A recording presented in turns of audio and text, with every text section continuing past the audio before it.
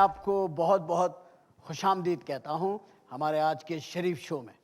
Thank you very much. बड़ी कैसा लग रहा है आपको शरीफों के बीच में? बहुत अच्छा लग रहा है। आपके बारे में मैंने इनको बताया, लेकिन जो मैंने बताया मैं चाहता हूँ मैं इनको दिखाऊं भी। अच्छा। तो मैं रिक्वेस्ट करूंगा कि जो शो रील है फिरोज भाई की तरह वो चलाएं प्लाज्मा पे, तो हम भी देखें, सब देखें, और फिर आपसे गुफ्तगू का आगाज़ किया जाए, फिर आपके बारे में बताया जाए तफसील से। तो ज़रा प्लीज़ ज़रा दिखाएं भाई।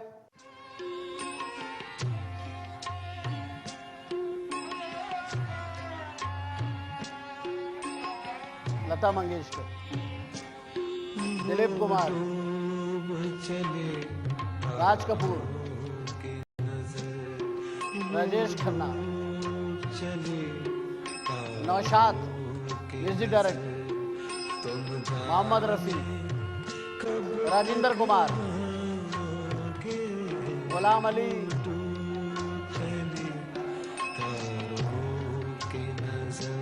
हेमंत कुमार, जॉनी वॉकर,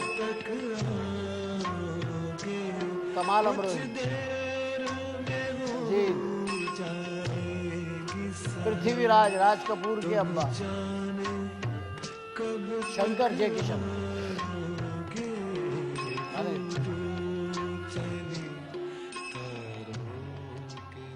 नौशाद साहब।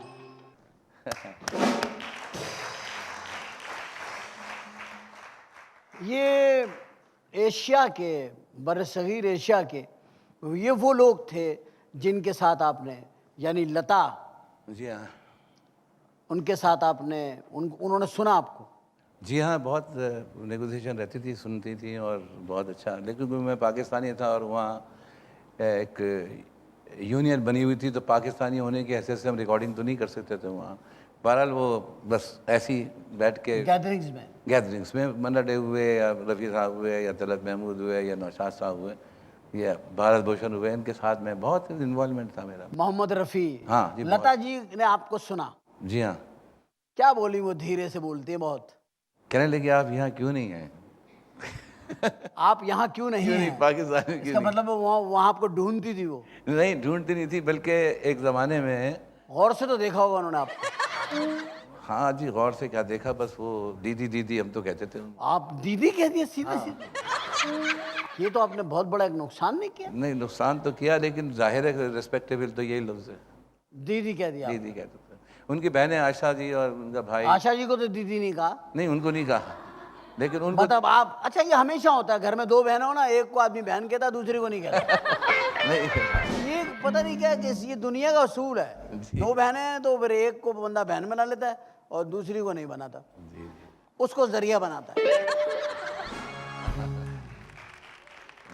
अच्छा, फिर उसके बाद मोहम्मद रफ़ी साहब? नहीं, उसके बाद फिर ये रावदेव बर्मन, ये फिर उनसे नहीं, आप मोहम्मद रफ़ी साहब के साथ भी आप? रफ़ी साहब तो बिल्कुल भाई नौशाद साहब के पास आते थे, भाई साहब के हमारे आते थे, तो वो तो खाना पीना। आपका एक्चुअली हिंदुस्तान में ये लिंक किसके जरिए बना? शकील बदायूनी, मेरे कजिन, फर्स्ट कजिन ब्रदर, बहुत बड़े शायर। जी हाँ, वो शकील बदायूनी। उनके फिल्मों के नाम अगर मैं कहूँ तो पहली उनकी फिल्म थी दर्द, अफसाने रही हूँ दिल बेकरार, वहाँ से शुरू हुआ।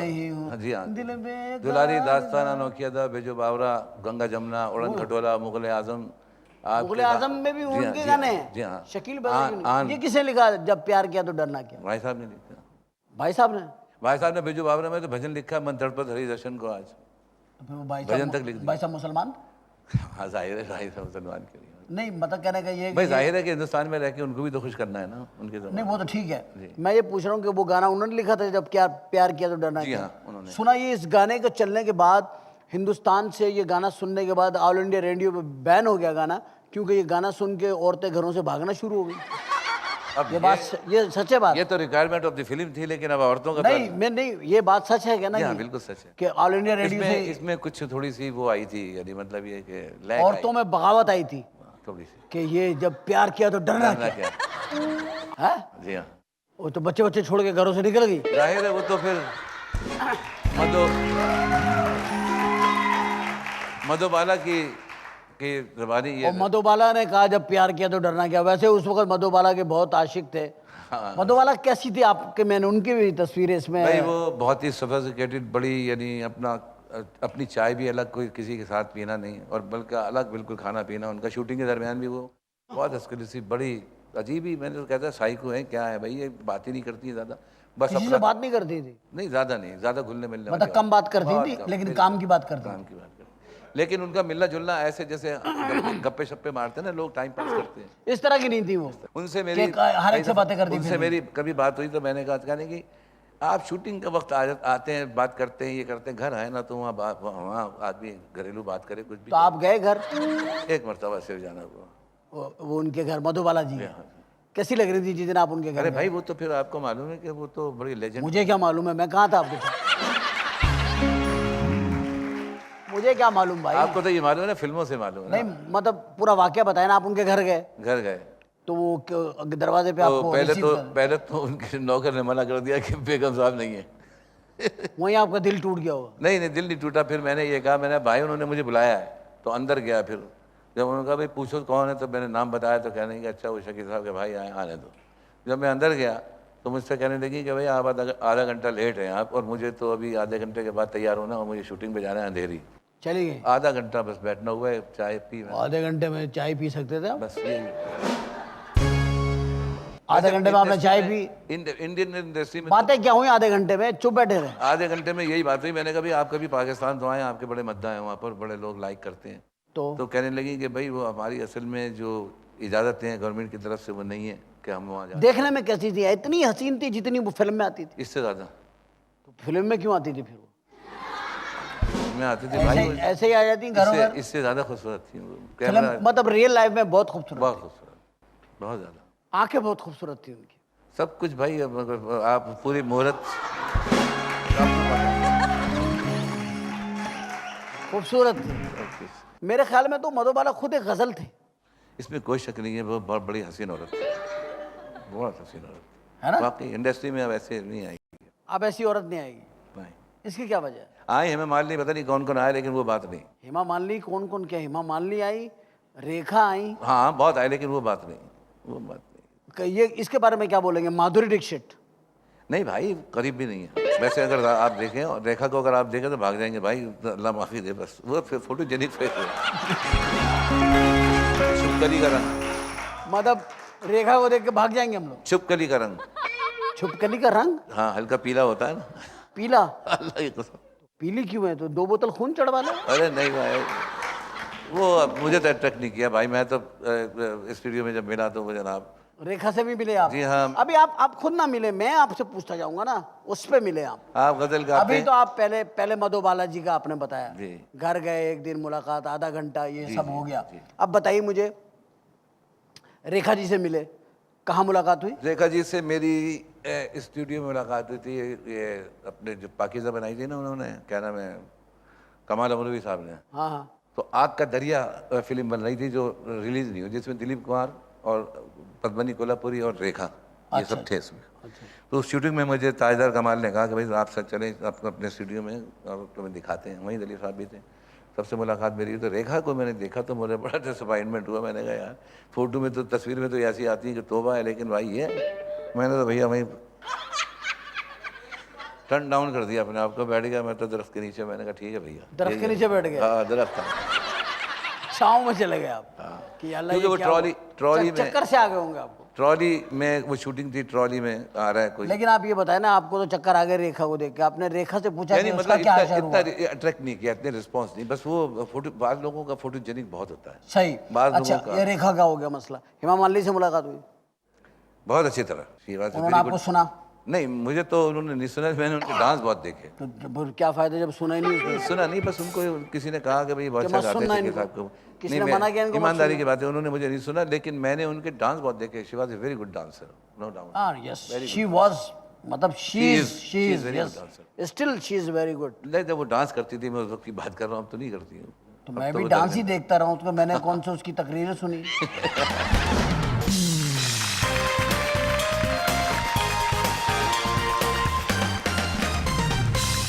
सूरज भाई, ये मुलाकात हुई। अब आते हैं हम उस तरफ जो एक बहुत बड़ा फनकार, वो जो आपके साथ मैंने तस्वीरें देखी हैं, उसमें तस्वीरों में बड़ी बेतकल्लुफी है, दिलीप कुमार साहब।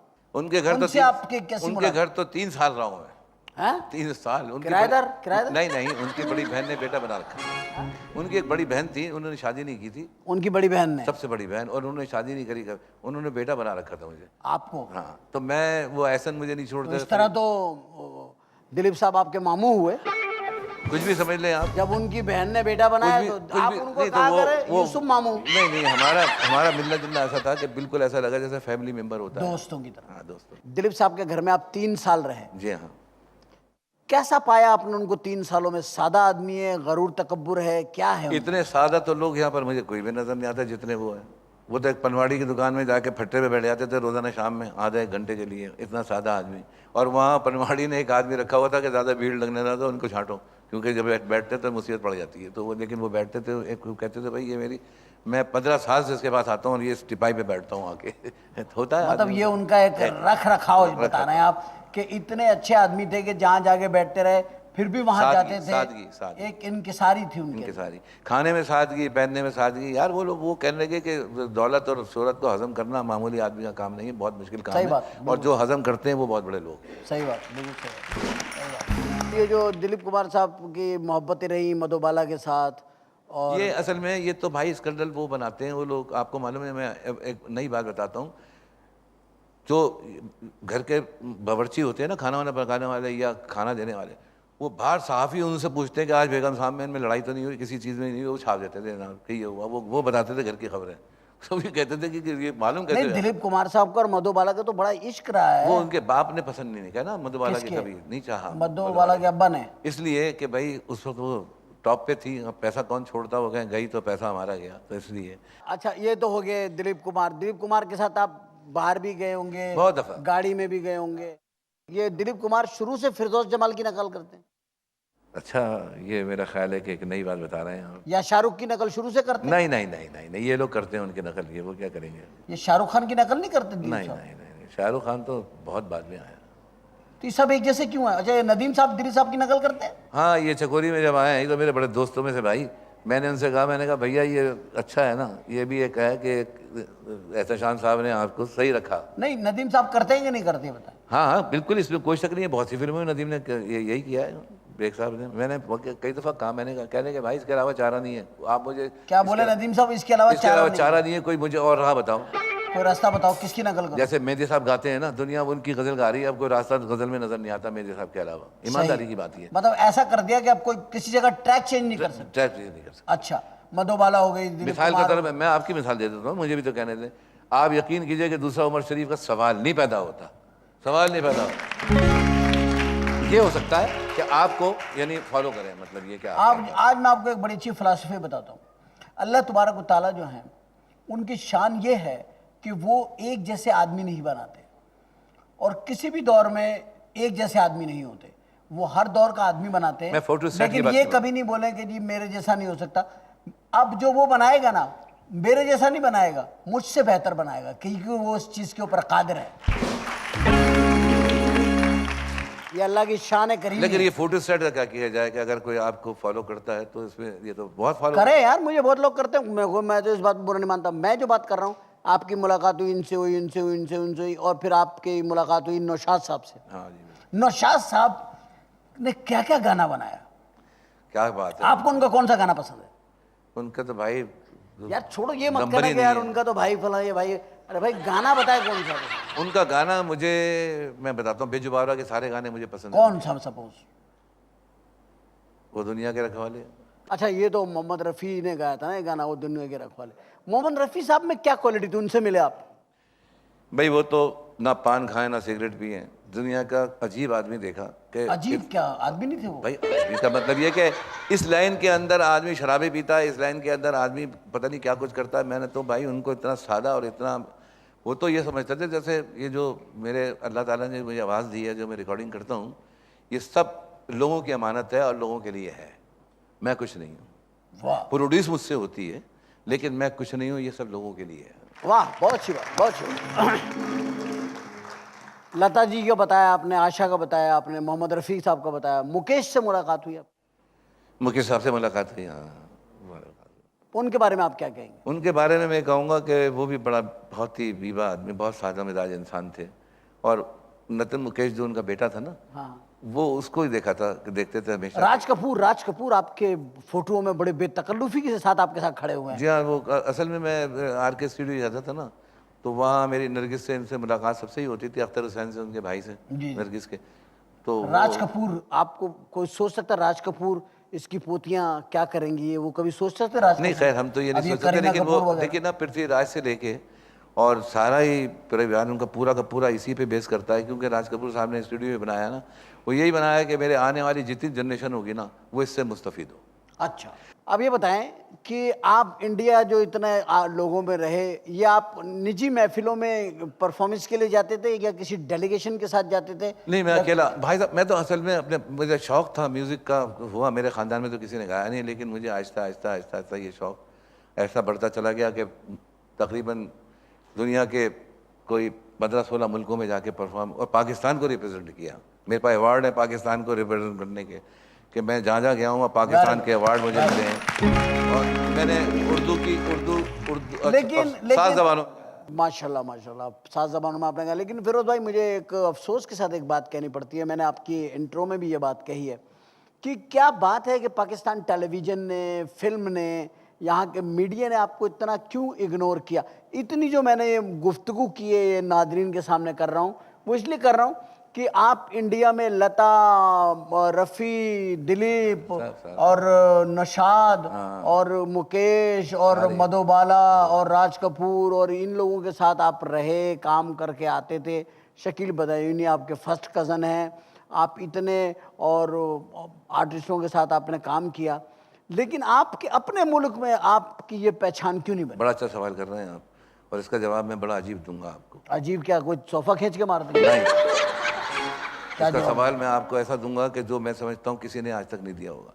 देखिए, बात दरअसल ये है कि आजकल तकरीबन कोई 30-40 मीडिया खुले हुए हैं, चैनल है ना, और 40 साल मैंने इस फन में लगाए हैं, राग रागनियों में और सीखने में। जी। उस्तादों से सीखा, गज़ल को बैठ के गाया, तो लोग, झूठ नहीं बोलूँगा, मुझे कहते हैं कि भाई अब मेहदी साहब का तो कोई सुनता नहीं है फिरोज साहब, अब गज़ल का जो गाने का तरीका है और जो उर्दू एक्सेंट जो इस्तेमाल है वो आप ही रह गए, आप करें इसको। अब आप मुझे बताइए, जब लोग मुझे ये कहते हैं तो क्या मैं लोगों के दरवाज़ों पे और जाके कहूँ कि साहब मुझे आप पेश करें? बल्कि ये है कि लोगों को आना चाहिए कि कम से कम हम आपको तो देखें, है ना? तो ये तो बैगिंग हो गई ना कि आदमी जाए किसी के, भाई मुझे आप ऐसा करें, किसी की चिट्ठी लगवा के जा रहे हैं, किसी की पर्ची लेके जा रहे हैं कि साहब उनकी सिफारिश है, भाई इनको किसी उसमें प्रोग्राम में ले लीजिए, तो मुझे काम आता है। जिस राग में बोले मैं उसमें गाता हूँ, जिस शायर की गज़ल बोले, आज से वली दखनी से लेकर कुतुकुल इशा से लेकर आज तक के शायर को मैंने नहीं छोड़ा, मैंने गाया, साहिब किताब शायर को नहीं छोड़ा। तो जब उर्दू अदब में, और क्योंकि मेरा पूरा ख़ानदान शायरों का है, तो मैं जब ये काम जानता हूँ तो मैं भीख क्यों मांगूँ? तो भीख क्यों मांगूँ, तो मैं सिफारिश क्यों करूँ, तो मैं लोगों से क्यों कहूँ कि मुझे काम दो, कि जब मुझे काम आता है, लोगों को पता है ये आदमी गाता है। दिलीप कुमार जैसे लेजेंड, मधुबाला जैसी हसीन औरत, नौशाद जैसा हसीन म्यूजिक डायरेक्टर जब उसे बैठ के सुनते हैं, तो फिर वो हमारे मुल्क में क्यों नहीं सुना जा रहा? क्यों चैनल्स ने, क्यों टीवी ने, क्यों फिल्म ने उसे इग्नोर किया? इन सारे सवालों का जवाब हम लेते हैं एक छोटे से ब्रेक के बाद। Thank you.